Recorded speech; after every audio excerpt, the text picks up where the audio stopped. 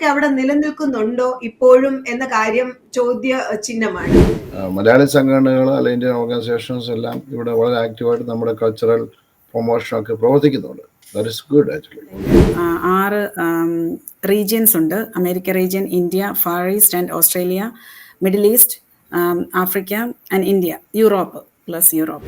അമേരിക്കയിൽ 100 കണക്കിന് മലയാളി സംഘടനകളുണ്ട്. ഏകദേശം 4 മില്യണോളം വരുന്ന ഇന്ത്യക്കാരിൽ 600,000, അതായത് സെക്കൻഡ് ലാർജസ്റ്റ് ഇന്ത്യൻ കമ്മ്യൂണിറ്റിയാണ് മലയാളികൾ എന്നാണ് പറയുന്നത്. ക്രിസ്മസ് വരുമ്പോഴത്തേനും അങ്ങനെയുള്ള ഒരു ആഘോഷം, അല്ലെങ്കിൽ നമ്മുടെ പള്ളിപ്പെരുന്നാൾ വരുമ്പോഴുള്ള ഒരു ആഘോഷം, ടെമ്പിൾ ഫെസ്റ്റിവലിന്റെ ഒരു ആഘോഷമായിട്ട് ഇത് ചുരുങ്ങുകയാണോ? ഒരിക്കലും അവരുടെ സൈഡിൽ നിന്ന് യൂത്തിന് പറയാൻ ഒരു അവസരം നമ്മൾ കൊടുക്കുന്നില്ല. ആക്ച്വലി എന്റെ ഒരു അഭിപ്രായത്തില്, ഞങ്ങളുടെ ഒരു കാഴ്ചപ്പാടില് യൂത്തിനല്ല എഡ്യൂക്കേഷൻ കൊടുക്കേണ്ടത്, നമ്മള് ഇവിടെ പ്രവാസികൾ അല്ലെങ്കിൽ ഇമിഗ്രന്റ് ആയിട്ട് വന്നിരിക്കുന്ന പേരൻസിനാണ് എഡ്യൂക്കേഷൻ. വേൾഡില് മൊത്തം മലയാളീസിനെയും ലിങ്ക് ചെയ്യുന്ന ഈ ഒരു ഓർഗനൈസേഷനെ എനിക്ക് അറിയത്തുള്ളൂ. അതുകൊണ്ടാണ് ഇതിലൊരു പ്രത്യേക ഇഷ്ടം തോന്നാൻ കാര്യം, compared to the other Malayali organisations, and this is global. നമ്മള് ഞാനൊക്കെ കോളേജിൽ പഠിക്കുന്ന അല്ലെങ്കിൽ നാട്ടിലുണ്ടായിരുന്ന സമയത്ത് യുക്രൈൻ എന്ന് പറയുന്ന ഒരു രാജ്യത്തെ കുറിച്ച് ജസ്റ്റ് ജോഗ്രഫിയിൽ കേട്ടിട്ടുള്ളൂ.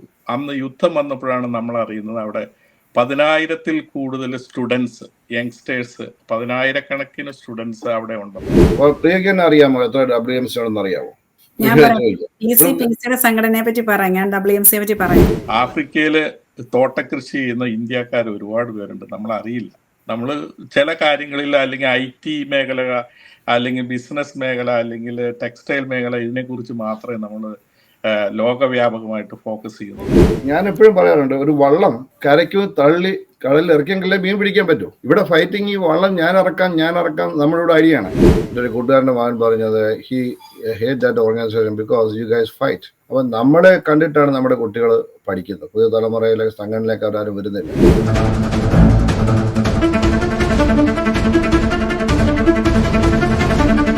നമസ്കാരം, വാക്കി ടോക്കിയുടെ ഒരു പുതിയ എപ്പിസോഡിലേക്ക് എല്ലാവർക്കും സ്വാഗതം. ഇന്ന് നമ്മൾ ഡിസ്കസ് ചെയ്യുന്നത് അമേരിക്കയിലെ മലയാളി സംഘടനകളെ കൊണ്ട് നമ്മുടെ ഈ കമ്മ്യൂണിറ്റിക്ക് എന്തൊക്കെയാണ് പ്രയോജനം, എന്തൊക്കെയാണ് ഈ സംഘടനകൾ ചെയ്യുന്നത്, കമ്മ്യൂണിറ്റിക്ക് വേണ്ടി ചെയ്യണം എന്നുള്ളൊരു വിഷയത്തെക്കുറിച്ചാണ് നമ്മൾ ഇന്ന് ഡിസ്കസ് ചെയ്യുന്നത്.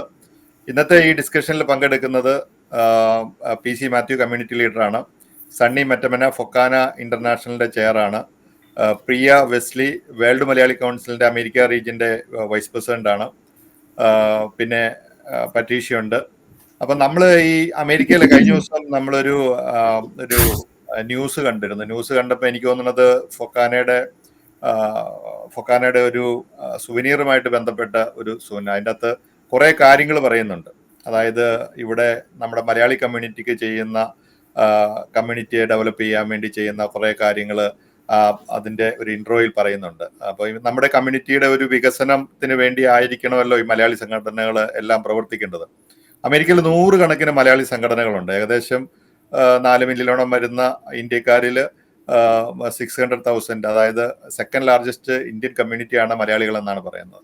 പക്ഷേ ഈ സംഘടനാ വൈഭവം കൊണ്ടും അറിവുകൊണ്ടും ഒക്കെ മുന്നിൽ നിൽക്കുന്ന നമ്മുടെ കമ്മ്യൂണിറ്റി ആയതുകൊണ്ടായിരിക്കാം സംഘടനകളുടെ എണ്ണം ശരിക്കും നല്ല ബാഹുല്യമുണ്ട്. പക്ഷെ ഇതെല്ലാം കൂടെ കൂടി നമ്മുടെ ഈ സമൂഹത്തിന്റെ വളർച്ചയ്ക്ക് എന്തൊക്കെയാണ് ചെയ്യുന്നത് എന്ന് നമുക്കൊന്ന് നോക്കാം.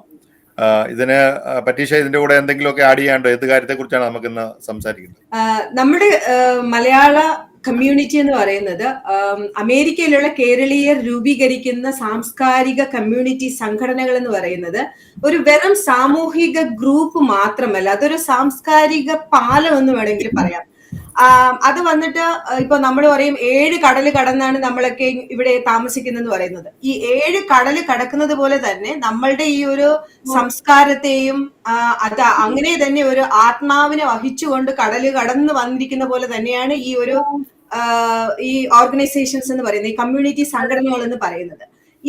ഇതില് ഈ സംഘടനകൾ നിർവഹിക്കുന്നതെന്ന് അവകാശപ്പെടുന്നത് എന്താണെന്ന് പറഞ്ഞു കഴിഞ്ഞാല് പാരമ്പര്യം, മൂല്യം, കളക്റ്റീവായിട്ടുള്ള ഒരു ഐഡന്റിറ്റി എന്നിവ നിലനിർത്താൻ അതിനോടൊപ്പം തന്നെ അമേരിക്കൻ ഒരു ജീവിത രീതിയുമായി പൊരുത്തപ്പെട്ടു പോകുന്ന ഒരു രീതി മുതലെടുപ്പിക്കുക എന്നുള്ളതാണ് ഈ ഒരു സംഘടനകളുടെ മുഖ്യ ഒരു വാല്യൂ അല്ലെങ്കിൽ ഒരു മോട്ടീവായിട്ട് അവർ പറയുന്നത്, എല്ലാ സംഘടനകളും പറയുന്നത്. ഈ സംഘടനകൾ പലപ്പോഴും ഐക്യം, സാംസ്കാരിക സംരക്ഷണം, നെറ്റ്വർക്കിംഗ്, ഇങ്ങനെയുള്ള പല കാര്യങ്ങൾ പറയുന്നുണ്ട്. ഭാഷ പഠിപ്പിക്കുക, അല്ല നമ്മുടെ സംസ്കാരത്തെ പിന്നെ അടുത്തൊരു ജനറേഷനിലേക്ക് കൈമാറുക, പാരമ്പര്യങ്ങൾ സൂക്ഷിക്കുക, പിന്നെ എന്താ കരിയറുമായിട്ട് ബന്ധപ്പെട്ടിട്ടുള്ള ഒരു ഒരു ഒരു ഒരു വേദി സൃഷ്ടിക്കുക. ഇങ്ങനെയുള്ള കുറെ കാര്യങ്ങൾക്ക് വേണ്ടിയിട്ടാണ് ഈ ഒരു ഓർഗനൈസേഷൻസ് ഒക്കെ രൂപപ്പെടുത്തിയെടുത്തതെന്ന് പറയുന്നുണ്ട്. മുമ്പൊക്കെ ആണെങ്കിൽ നെറ്റ്വർക്കിംഗ് അതൊരു വിവാഹ ആലോചനകൾക്കായിട്ട് ഉപയോഗപ്പെടുത്തിയിരുന്നു. പിന്നെ അത് തൊഴിലവസരങ്ങൾക്കായിട്ട് ഉപയോഗപ്പെടുത്തിയിരുന്നു.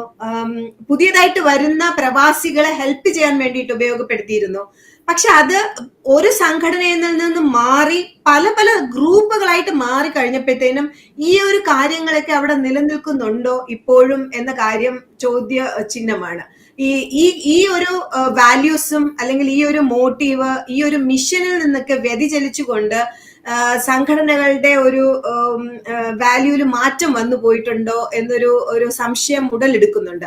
അത് ഈ ഭാഷയെ വളർത്തുന്നതിലായാലും നമ്മളുടെ സംസ്കാരത്തെ ഊട്ടി ഉറപ്പിക്കുന്നതിലും പിടിച്ചു വയ്ക്കുന്നതിലും പൈതൃകത്തെ പിടിച്ചു നിർത്തുന്നതിലും ഒക്കെ ഈ ഒരു ഓണത്തിന്റെ ഒരു ആഘോഷമോ അല്ലെങ്കിൽ ഈ ഇൻഡിപെൻഡൻസ് ഡേയുടെ ഒരു ആഘോഷമോ, ക്രിസ്മസ് വരുമ്പോഴത്തേനും അങ്ങനെയുള്ള ഒരു ആഘോഷം, അല്ലെങ്കിൽ നമ്മുടെ പള്ളിപ്പെരുന്നാൾ വരുമ്പോഴുള്ള ഒരു ആഘോഷം, ടെമ്പിൾ ഫെസ്റ്റിവലിന്റെ ഒരു ആഘോഷമായിട്ട് ഇത് ചുരുങ്ങുകയാണോ, മറ്റുള്ള തരങ്ങളിലേക്ക് ഇത് മാറുന്നുണ്ടോ എന്നുള്ളത് നമ്മൾ ചിന്തിക്കേണ്ടിയിരിക്കുന്നു. അവിടെയാണ് നമ്മൾ ഈ ഒരു ഓർഗനൈസേഷൻ അല്ലെങ്കിൽ കമ്മ്യൂണിറ്റി ഓർഗനൈസേഷൻ എന്താണ് ചെയ്യേണ്ടത്, സാമൂഹിക സേവനം അല്ലെങ്കിൽ US നമ്മുടെ അമേരിക്കയിൽ മാത്രമല്ല കേരളത്തില് സാമൂഹിക സേവനവും ജീവകാരുണ്യ പ്രവർത്തനങ്ങളും പ്രോത്സാഹിപ്പിക്കുന്നതിന് എന്താണ് ചെയ്യേണ്ടത്, എങ്ങനെയാണ് ചെയ്യേണ്ടത്? പറ്റീഷ പറഞ്ഞ കുറെ ഇവരുടെ മിഷൻ, ഈ സംഘടനകളുടെ മിഷനും വളരെ പോസിറ്റീവ് ആയിട്ടുള്ള കുറെ കാര്യങ്ങൾ പറഞ്ഞു. ഇപ്പൊ PC ഡാളസില് ഒത്തിരി കമ്മ്യൂണിറ്റി ആയിട്ട് ബന്ധപ്പെട്ട് പല സംഘടനകളിലും പ്രവർത്തിക്കുന്നതാണ്.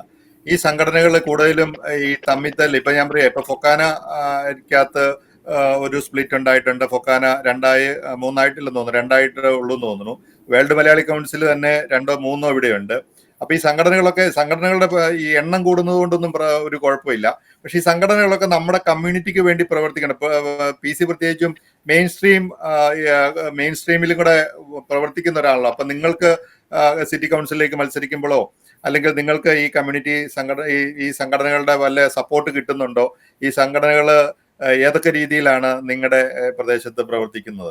എന്താണ് PCയുടെ ഒരു അഭിപ്രായം? ഇവിടെ അമേരിക്കൻ പൊളിറ്റിക്സില് നമ്മുടെ മലയാളി സംഘടനകളോ ഇന്ത്യൻ സംഘടനകളോ അത് നോൺ പ്രോഫിറ്റ് ആണ്. അവർ ഇടപെടാറില്ല സാധാരണ. കാരണം according to non profit organisations bylaws, state laws, they cannot involve in the politics, so they don't involve.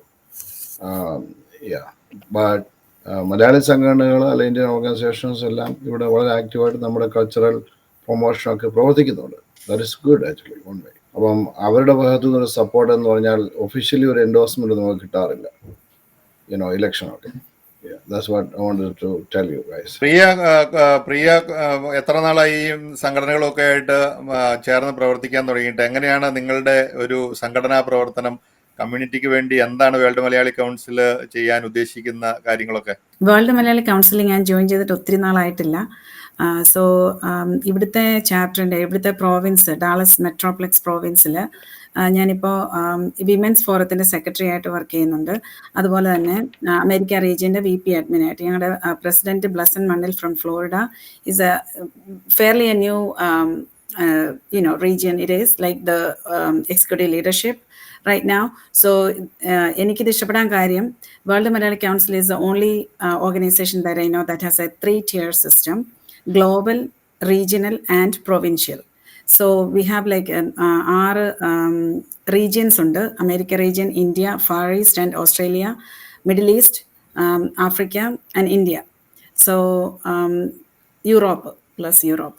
So ഇത്രയും റീജിയൻസിലായിട്ട് നമ്മുടെ പർപ്പസ് എന്ന് പറഞ്ഞാൽ തന്നെ മലയാളി ഡയസ്പോറയും നമ്മുടെ കേരളത്തിലെ നമ്മുടെ മദർലാൻഡിനെയും കൂടെ കണക്ട് ചെയ്യുന്ന ഒരു ഡൈനാമിക് ലിങ്കാണ് ഈ ഓർഗനൈസേഷൻ എന്ന് പറയുന്നത്. സോ വേൾഡിൽ മൊത്തം മലയാളീസിനെയും ലിങ്ക് ചെയ്യുന്ന ഈ ഒരു ഓർഗനൈസേഷനെ എനിക്ക് അറിയത്തുള്ളൂ. അതുകൊണ്ടാണ് എനിക്ക് ഇതിലൊരു പ്രത്യേക ഇഷ്ടം തോന്നാൻ കാര്യം compared to the other Malayali organisations and this is global. And ഒരുപാട് നല്ല കാര്യങ്ങൾ ചെയ്യുന്നുണ്ട്. ഇപ്പം ഞങ്ങളുടെ ഈ പ്രോവിൻസിൻ്റെ ഓണം പ്രോഗ്രാമാണ് ഈ സാറ്റർഡേയിൽ. അതുപോലെ തന്നെ ചാരിറ്റി ഇതിൻ്റെ ഒരു ഭാഗമാണ് ചാരിറ്റി വർക്ക്സ് ചെയ്യുന്നത്. സണ്ണി, ഇപ്പൊ നമ്മള് ഈ ഫൊക്കാനയെ സംബന്ധിച്ചിടത്തോളം അമേരിക്കയിൽ നിന്നുള്ള ഒരു സംഘടനകള് പ്രവർത്തിക്കേണ്ട ഒരു രീതി, ഇപ്പം ഭാഷയ്ക്ക് $1 അല്ലെങ്കിൽ എന്തോ ഒരു കാല് കൊടുക്കുന്ന ഒരു പരിപാടി ഉണ്ടല്ലോ, അങ്ങനെ അതിനൊരു പേര് പറയില്ലോ. ഈ കാല് കൊടുക്കുന്ന പരിപാടിക്കൊക്കെ നേരത്തെ എനിക്ക് തോന്നുന്നു ഫൊക്കാന കൊടുത്തോണ്ടിരുന്നത് $5000 ആയിരുന്നു തോന്നുന്നു. ശരിക്കും പറഞ്ഞാൽ അമേരിക്കൻ മലയാളികളെ നാണം കെടുത്തുന്ന പോലെയുള്ള കുറെ ഈ വേഷം കെട്ടുകൾ മാത്രമാണ് ഈ സംഘടനകൾ നടത്തുന്ന ആഘോഷങ്ങളിൽ ഉണ്ടാകുന്നുള്ളതെന്നാണ് പൊതുവായിട്ടുള്ള പരാതി. അതായത് നമ്മൾ ഭാഷയെ പ്രൊമോട്ട് ചെയ്യണമെങ്കിൽ, കൾച്ചറിനെ പ്രൊമോട്ട് ചെയ്യണമെങ്കിൽ ഈ ഇവിടുത്തെ എഴുത്തുകാരെ അല്ലെ ഇവിടുത്തെ മാധ്യമങ്ങളെ ഒക്കെ സപ്പോർട്ട് ചെയ്യണം. അങ്ങനെയാണല്ലോ ഭാഷയും സംസ്കാരവും ഒക്കെ നമുക്ക് നിലനിർത്തിക്കൊണ്ട് പോകാൻ പറ്റുള്ളൂ. അപ്പം അങ്ങനെ ഇപ്പൊ ഈ സംഘടനകൾക്കകത്തുള്ള തമ്മിലടി മാത്രമാണോ ഇതിനകത്ത് മുന്നിൽ നിൽക്കുന്നത്, അല്ലെ ബാക്കിയുള്ള കാര്യമായിട്ട് എന്തെങ്കിലും നിങ്ങൾ കുറെ വർഷങ്ങളായിട്ട് ഫൊക്കാനയ്ക്കകത്ത് പ്രവർത്തിക്കുന്നതാണ്, എന്തൊക്കെയാണ് നിങ്ങൾക്ക് ചെയ്യാൻ പറ്റിയത്? ഫൊക്കാന 83 മുതൽ നടന്നു വരുന്ന ഒരു മലയാളി ഓർഗനൈസേഷനാണ്, സംഘടനയാണ്. ഇപ്പോ നമ്മുടെ ഈ മാറുന്ന ലോകക്രമം അനുസരിച്ചിട്ട് പഴയ ട്രഡീഷൻ പോലെയുള്ള ഒരു സംഘടന അല്ലെങ്കിൽ ഒരു ഓർഗനൈസേഷൻ പ്രവർത്തനമല്ല നമുക്ക് വേണ്ടത്. ഇന്ന് എക്സ്പെഷ്യലി നമ്മുടെ മലയാളികൾ എന്ന് പറയുന്ന പുതിയ ജനറേഷൻ, അതായത് യങ്സ്റ്റേഴ്സ് കേരളത്തെക്കാൾ കൂടുതൽ ഇന്ന് പുറത്തെന്ന് പറഞ്ഞാൽ ഇന്ന് അമേരിക്കയിൽ മാത്രമല്ല. ഞാനൊക്കെ കോളേജിൽ പഠിക്കുന്ന അല്ലെങ്കിൽ നാട്ടിലുണ്ടായിരുന്ന സമയത്ത് യുക്രൈൻ എന്ന് പറയുന്ന ഒരു രാജ്യത്തെക്കുറിച്ച് ജസ്റ്റ് ജോഗ്രഫിയിൽ കേട്ടിട്ടുള്ളൂ. അന്ന് യുദ്ധം വന്നപ്പോഴാണ് നമ്മൾ അറിയുന്നത് അവിടെ 10,000-ൽ കൂടുതൽ സ്റ്റുഡൻസ്, യങ്സ്റ്റേഴ്സ്, 10,000-കണക്കിന് സ്റ്റുഡൻസ് അവിടെ ഉണ്ടെന്നുള്ളത്. അതൊന്നും നമുക്കറിയില്ല. അതുപോലെ നമ്മൾ ഓരോ ഐലൻഡുകളിൽ ചെന്നാലും, ന്യൂസിലാൻഡ് മുതൽ അല്ലെങ്കിൽ ട്രിനിഡാഡ് അല്ലെങ്കിൽ ഏത് ഐലൻഡിൽ ചെന്നാലും ഇന്ന് യങ് മലയാളികൾ, അതായത് നമ്മൾ ബൈബിളിൽ പറഞ്ഞിരിക്കുന്ന പല രാജ്യങ്ങളിൽ പോലും, അതായത് സൈപ്രസ് അങ്ങനെയുള്ള രാജ്യങ്ങളിൽ പോലും യങ്സ്റ്റേഴ്സിന്റെ ഒരു ഭയങ്കരമായിട്ടുള്ള ഒരു കുടിയേറ്റം നടന്നിട്ടുണ്ട്. അപ്പൊ ലോകവ്യാപകമായിട്ടാണ് ഇന്ന് മലയാളി കമ്മ്യൂണിറ്റി ഉള്ളത്. പണ്ട് ഗൾഫോ അല്ലെങ്കിൽ അമേരിക്കയോ അല്ലെങ്കിൽ അങ്ങനെ കാനഡയോ മാത്രമല്ല, ലോകത്തിലെ ഒരു ഐലൻഡിൽ ചെന്നാൽ പോലും യങ് മലയാളികളെ ഫോഴ്സിനെ അവിടെ കാണാം. അപ്പൊ ഇപ്പൊ നമ്മുടെ മലയാളി സംഘടന പുതിയ രീതിയിൽ നമ്മൾ പ്രവർത്തിക്കണമെങ്കിൽ നമ്മുടെ ഔട്ട്ലുക്ക് അല്ലെങ്കിൽ നമ്മുടെ ലക്ഷ്യത്തിന് അല്ലെങ്കിൽ മിഷന് മാറ്റം വരുത്തണം.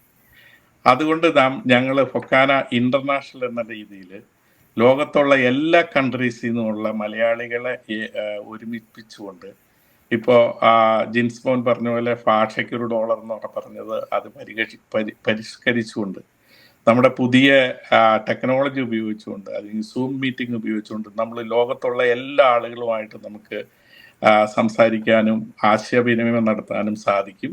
ആ ടെക്നോളജിയെ നമ്മൾ എക്സ്പ്ലോയിറ്റ് ചെയ്തുകൊണ്ട് നമ്മുടെ മലയാളികളെ, ഈ ലോകം മുഴുവൻ പരന്നു കിടക്കുന്ന മലയാളി സംഘടനകളെ ഒരുമിപ്പിച്ചുകൊണ്ട് നമ്മൾ ഭാഷ, സംസ്കാരം, അതോടൊപ്പം തന്നെ നമ്മുടെ ഈവൻ അഗ്രികൾച്ചർ മേഖലയിൽ പോലും നമുക്ക് ഒരുപാട് സാധ്യതകൾ ഇപ്പോൾ കാണാം.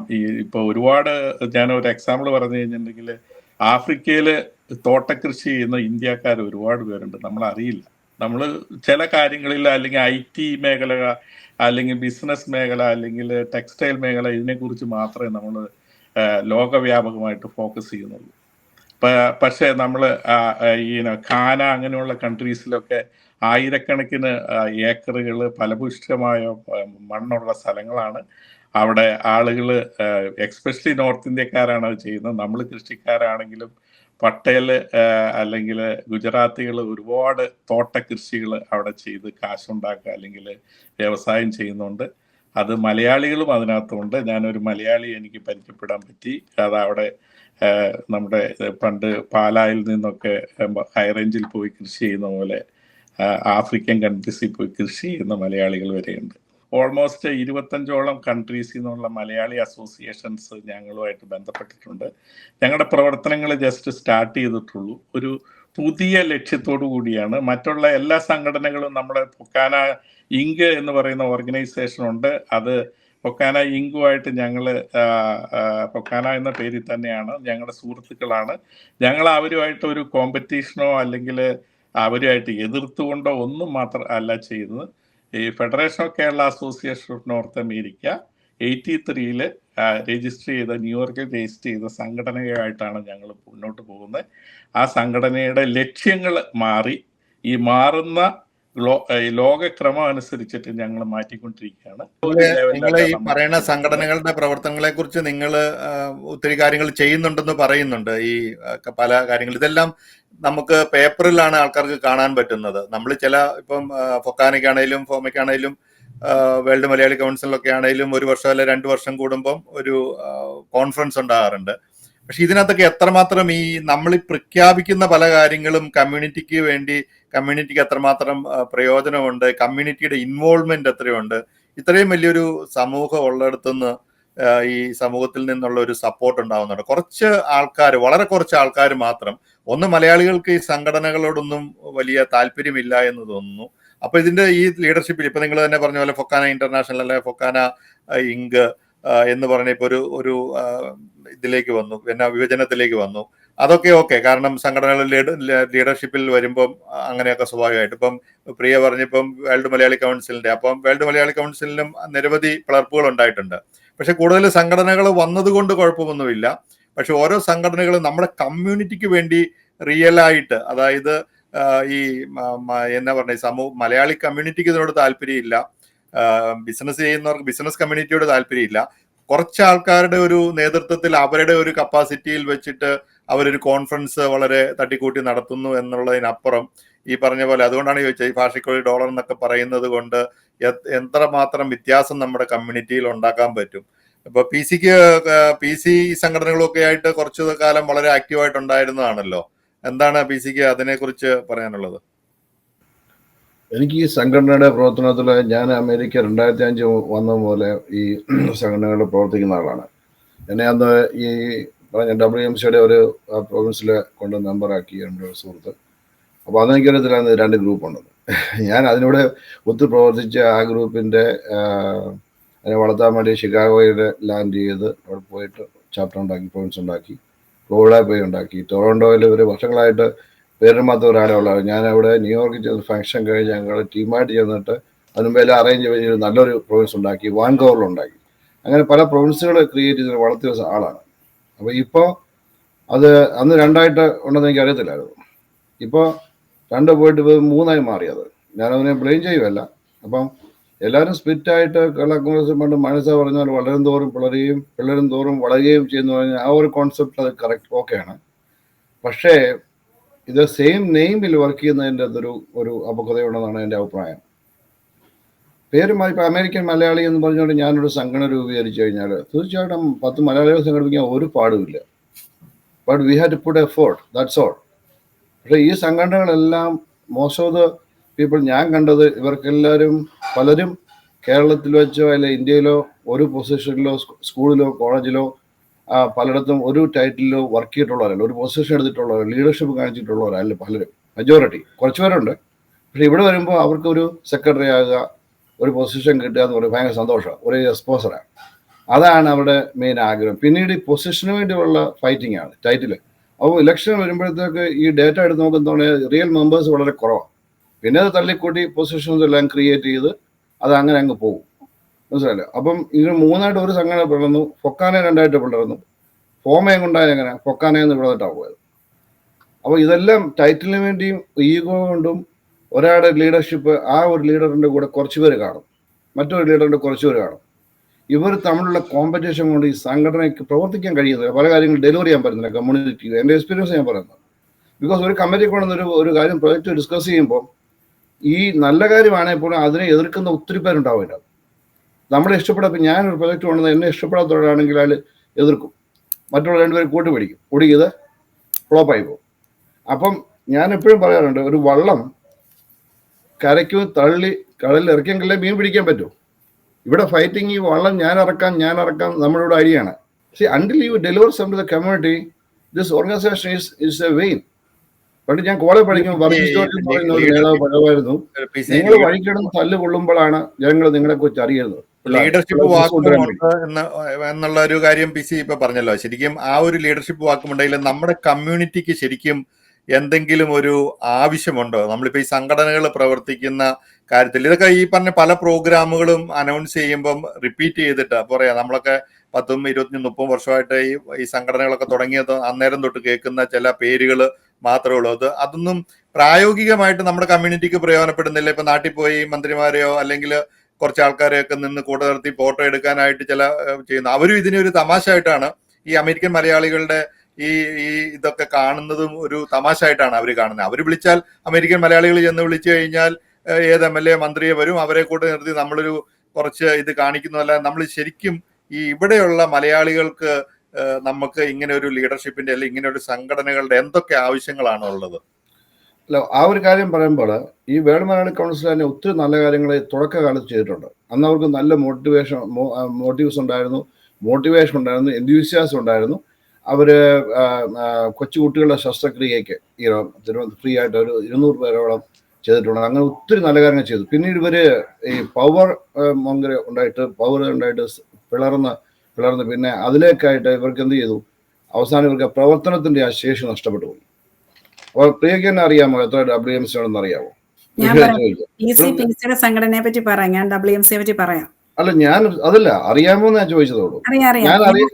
ഞാൻ വന്ന് WMC ഒരു ഭാഗത്ത് ചെയ്യുമ്പോൾ എനിക്ക് അറിയത്തില്ല എന്ന് മറ്റേ ഭാഗം ഈ കൊണ്ടു ചേർക്കുന്ന ആളിനോട് പറഞ്ഞിട്ടില്ല. അതാ ഞാൻ ചോദിച്ചത്. അല്ല, ഞാൻ ബ്ലെയിം ചെയ്യുക. എനിക്ക് ആ കഥയെല്ലാം അറിയാം. നമ്മളിപ്പം നമുക്കിത് പോസിറ്റീവ്ലി എങ്ങനെ ഇതിനെ കൊണ്ടുവരാം. ഞാൻ പോസിറ്റീവ് പറയുന്നത് ഇപ്പൊ ഈ സംഘടനയുടെ പ്രവർത്തനത്തെ കുറിച്ചാണ് പറയുന്നത്. പക്ഷെ നിങ്ങൾ പ്രവർത്തിക്കുന്നതെല്ലാം അപ്രീഷിയേറ്റ് ചെയ്യും, നല്ല കാര്യം ചെയ്യുന്നതെല്ലാം അപ്രീഷിയേറ്റ് ചെയ്യുന്നു. ഞാൻ അതിനൊന്നും എതിരല്ല. നമുക്ക് ആ ഒരു രീതിയിലേക്ക് അപ്പൊ ഈ സംഘടനകൾ കൂടുതൽ വന്നതുകൊണ്ട് ഒരു കുഴപ്പമില്ല.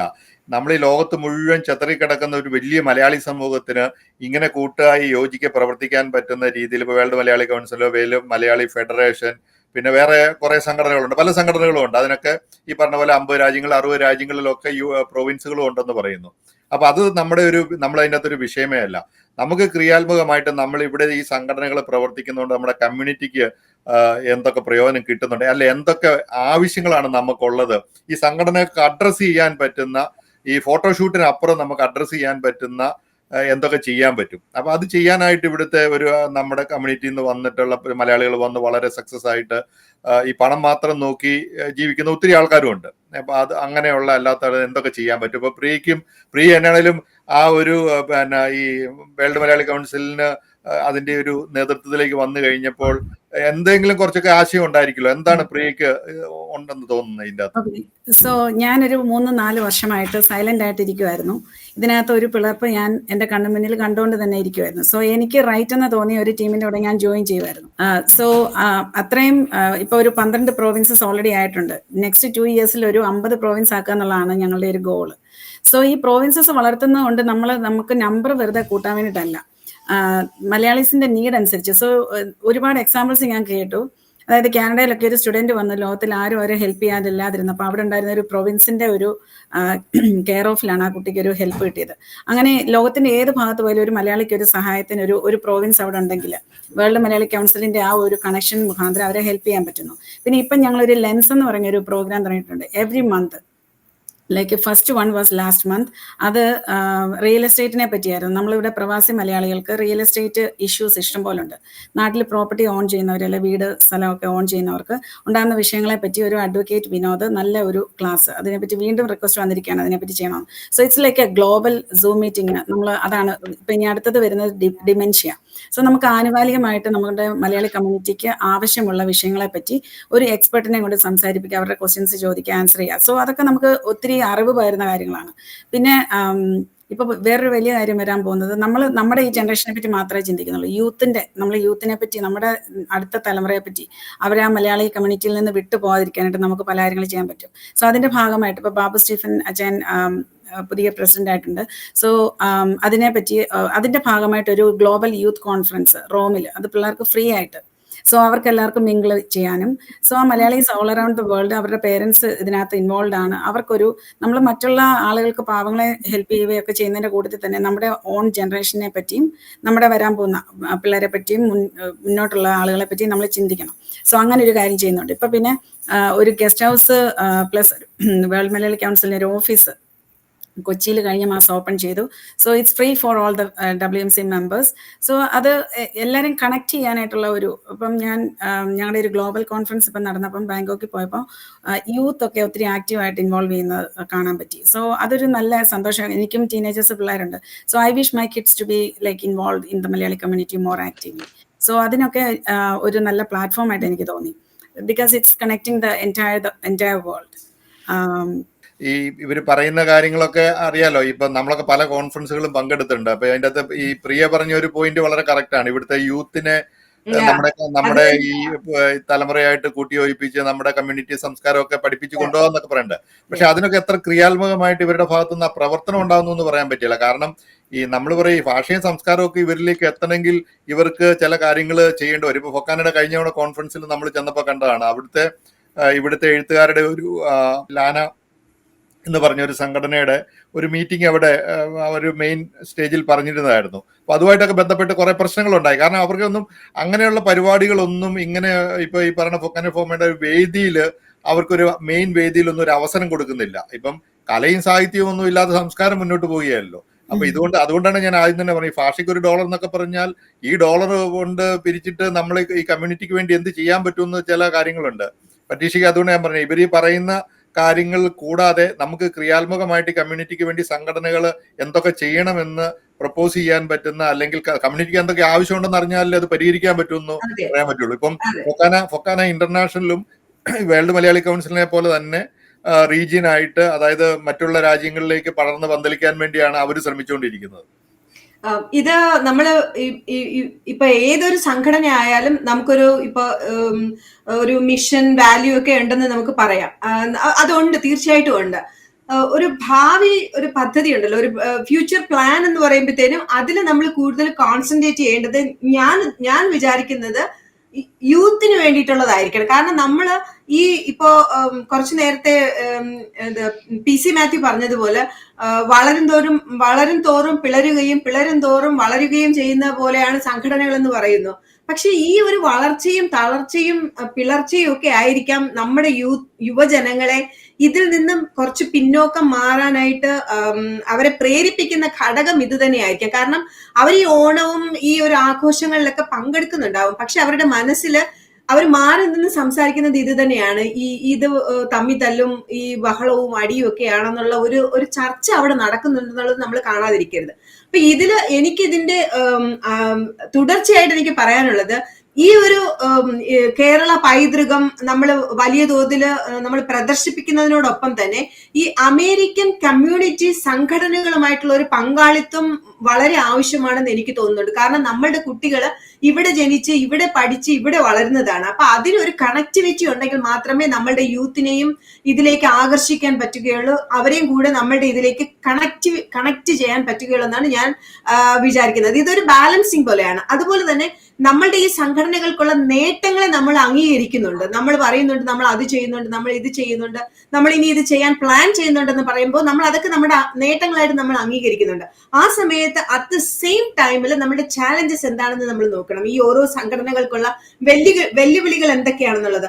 അതിപ്പോ രാഷ്ട്രീയമോ മതമോ ഉള്ള വിഭജനങ്ങളൊക്കെ നമ്മുടെ ഈ ഓരോ സംഘടനകൾക്ക് അതൊരു വെല്ലുവിളി തന്നെയാണ്. ഇനിയിപ്പോ എത്ര തന്നെ നമ്മൾ അതൊന്നും വെല്ലുവിളി അല്ലെന്ന് പറഞ്ഞാലും രാഷ്ട്രീയം ഒരു വെല്ലുവിളി തന്നെയാണ്, മതം ഒരു വെല്ലുവിളി തന്നെയാണ്. ഈ സംഘടനകൾ പിളരാൻ കാരണങ്ങൾ തന്നെയാണത്. പിന്നെ ഈ രണ്ടാം തലമുറയെ നമ്മൾക്ക് അവരുമായിട്ട് ഒരു കണക്ട് ചെയ്യാൻ, ഒരു ഇടപഴകുന്നതിനുള്ള ബുദ്ധിമുട്ട്, നമ്മള് എന്താ പറയാ, തുറന്ന് സംസാരിക്കുകയാണെങ്കിൽ അവരുടെ ഒരു ലാംഗ്വേജ് പോലും നമുക്ക് പിടിച്ച് എടുക്കാനുള്ള ബുദ്ധിമുട്ട് നമുക്കുണ്ട്. സോ ലാംഗ്വേജ് എന്ന് ഞാൻ ഉദ്ദേശിച്ചത് അവരുടെ ഈ യൂത്തിന്റെ ഒരു സ്റ്റൈൽ ഓഫ് ലാംഗ്വേജ് ഉണ്ടല്ലോ, അതൊക്കെ നമ്മൾ പഠിക്കേണ്ടിയിരിക്കുന്നു. ആ ലാംഗ്വേജ് ഞാൻ പറഞ്ഞ ഇംഗ്ലീഷോ മലയാളമോ എന്നല്ല, അവരുടെ ഒരു സ്റ്റൈൽ ഓഫ് ലാംഗ്വേജ് ഇപ്പൊ എനിക്ക് മനസ്സിലാവുന്നുണ്ടല്ലോ അല്ലേ ഞാൻ പറയുന്നത്. ആ ഒരു സ്റ്റൈൽ ഓഫ് ലാംഗ്വേജ് അതൊക്കെ നമ്മൾക്ക് സ്കിബിഡി അങ്ങനെയൊക്കെ പറയുന്ന ലാംഗ്വേജ് ഒക്കെ അതിന്റെയൊക്കെ മീനിങ് എന്താണെന്ന് നമ്മൾ ഇനി ഡിക്ഷണറി നോക്കി അല്ലെങ്കിൽ അവരോട് ചോദിച്ച് പഠിക്കേണ്ടിയിരിക്കുന്നു. ഈ ഒരു കണക്ഷനാണ് ഞാൻ ഉദ്ദേശിച്ചത്.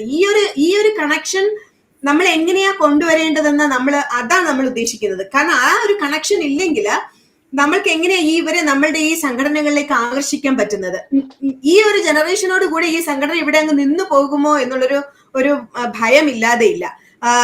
ഇനിയും ഒരു കാര്യം പറയുകയാണെന്നുണ്ടെങ്കിൽ അമേരിക്കയിലുള്ള ഈ കേരളത്തിലെ സംഘടനകൾ എന്ന് പറയുന്നത് ഒരു നൊസ്റ്റാൾജി ആയിട്ട് മാറുകയാണോ എന്നൊരു സംശയം ഇല്ലാതെ ഇല്ല.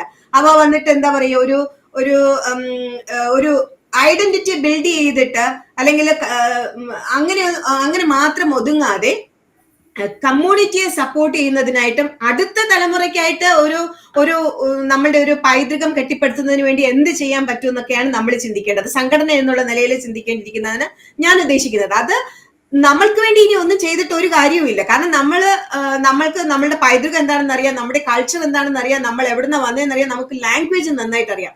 നമ്മളുടെ അടുത്ത ജനറേഷന് നോക്കുമ്പോൾ ഇപ്പൊ ജിൻസ് പറഞ്ഞു ഫൊക്കാനയുടെ ഇതില് അല്ലെങ്കിൽ WMCയുടെയോ അല്ലെങ്കിൽ അടുത്ത GICയുടെ ഏതൊരു സംഘടനയുടെ ഒരു കോൺഫറൻസ് എടുത്താലും അവിടെ യൂത്തിനെ ഒന്നോ രണ്ടോ കുറച്ചുപേരെ നമുക്ക് കാണാൻ പറ്റും. പക്ഷെ അവർ ബുദ്ധിമുട്ടുന്നുണ്ട് അല്ലെ, നമ്മുടെ മലയാളം ഭാഷ സംസാരിക്കാൻ ബുദ്ധിമുട്ട് അനുഭവപ്പെടുന്ന യുവജനങ്ങളെ കാണാം. നമ്മൾ എന്തുകൊണ്ട് നമ്മുടെ ഭാഷയ്ക്ക് ഒരു അത് പ്രോത്സാഹിപ്പിക്കുന്നതിനായിട്ടുള്ള ഒരു പ്ലാൻ നമ്മൾ എടുക്കുന്നില്ല?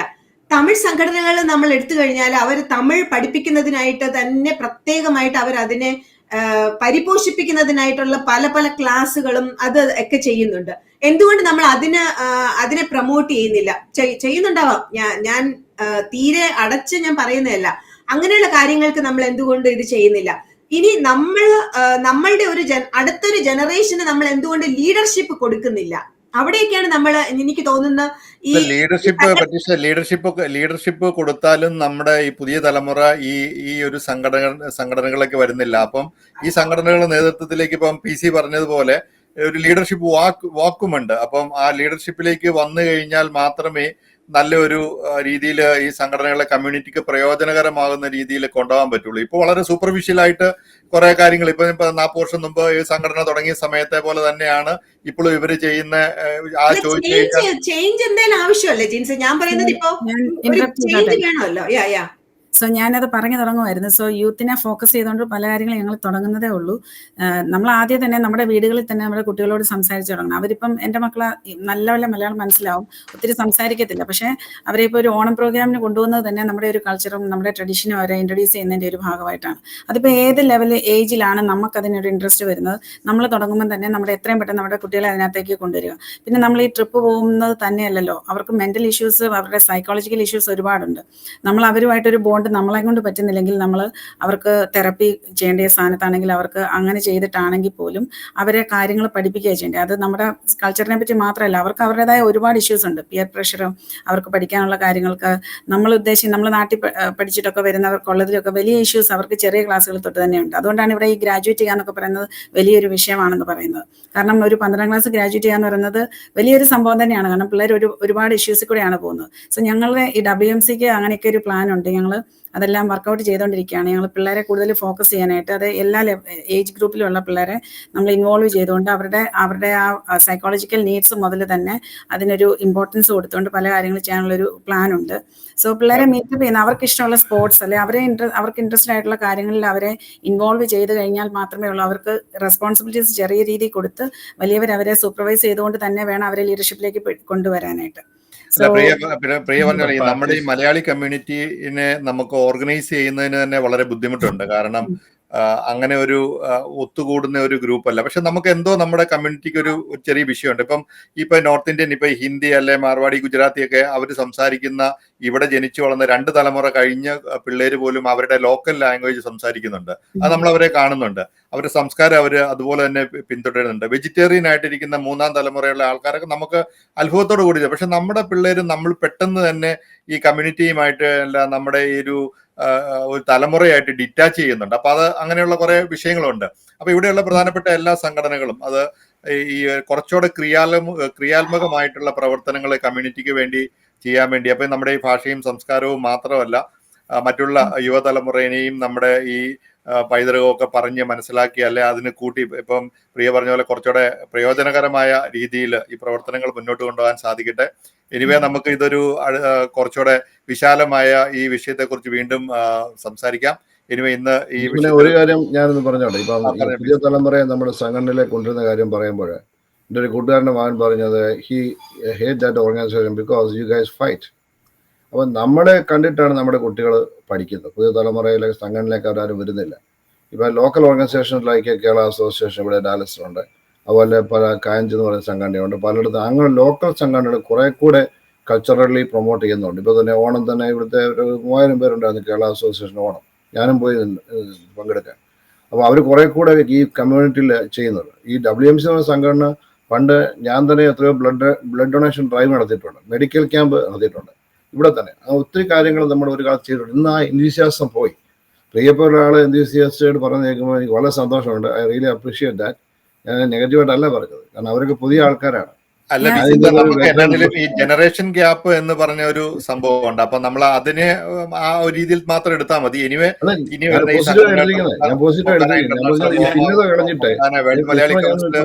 ഭിന്നത കളഞ്ഞിട്ട് ഐക്യത്തോടെ പ്രവർത്തിച്ചു കഴിഞ്ഞാൽ നമുക്ക് അവിടെ യൂണിറ്റിയോടെ പ്രവർത്തിക്കുമ്പോൾ ഒത്തിരി കാര്യങ്ങൾ ചെയ്യാൻ പറ്റും. ഞാൻ പറഞ്ഞോട്ടെ,